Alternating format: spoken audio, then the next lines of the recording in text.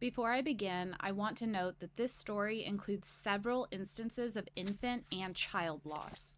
The mother to these children, Rosa Etta Matlock, was born on December 9th, 1880 in Ozark County, Missouri. She was the seventh of 8 children born to Thomas Jefferson and Hester Snelson Matlock.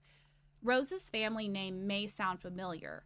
Her older sister was Deborah Matlock Hicks, whose story I've covered previously. You can really tell in these photos they were definitely sisters. The father to these children, William David Scott, was born on June 17, 1873 in Decatur County, Iowa. He was the oldest of 4 children born to Bennett and Adriana Rockwell Scott. The Scott family later moved to Kansas, and by 1885 they had settled in Ozark County, Missouri. On April 17, 1897, 16-year-old Rosa married 23-year-old William Scott. Their first child arrived just 6 months later, suggesting Rosa was already pregnant at the time of their marriage or that the baby was born early. Claude David Scott was born on October 19, 1897. 2 years later, they welcomed a daughter, Elizabeth Scott, born on August 19, 1899. Sadly, Elizabeth lived just under 2 months, passing away on October 11, 1899. She was the first child buried in this family grave in Yates Cemetery in Douglas County, Missouri. Less than a year later, tragedy struck again. Claude passed away on August 10, 1900, at only 2 years old, and he was buried beside his sister. Within just 2 years, Rosa had given birth to 2 children and had buried both of them. The 1900 census shows Rosa and William living with Rosa's mother, Hester. Rosa was listed as attending school and William as a day laborer.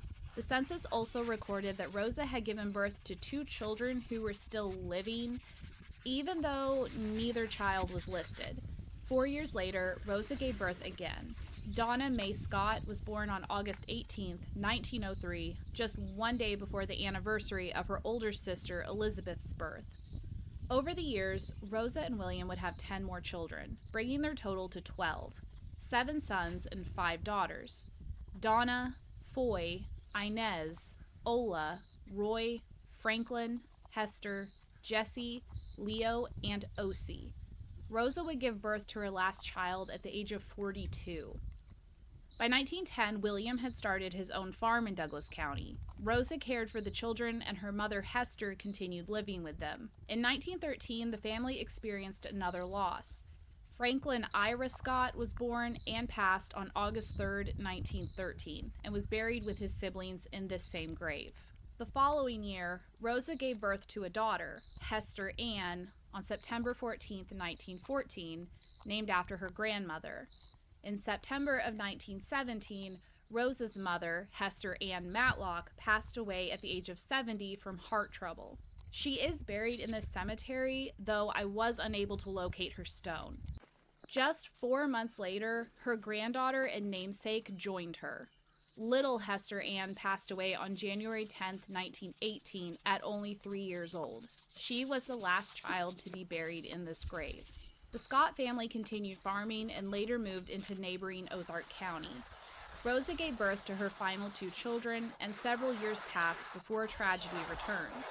In June of 1933, their daughter, Donna Scott Brown, died during childbirth at the age of 29. She is also buried in Yates Cemetery with her siblings. Rosa and William spent the remainder of their lives farming in Ozark County. William passed away first in 1954 at the age of 81. His obituary noted that he left behind 19 grandchildren and 16 great-grandchildren.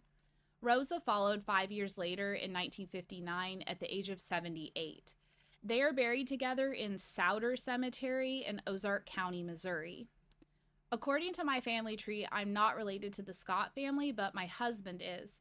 Rosa Matlock Scott was his 3rd great-grand-aunt. Thank you so much for watching, and rest in peace, Claude, Elizabeth, Franklin, and Hester.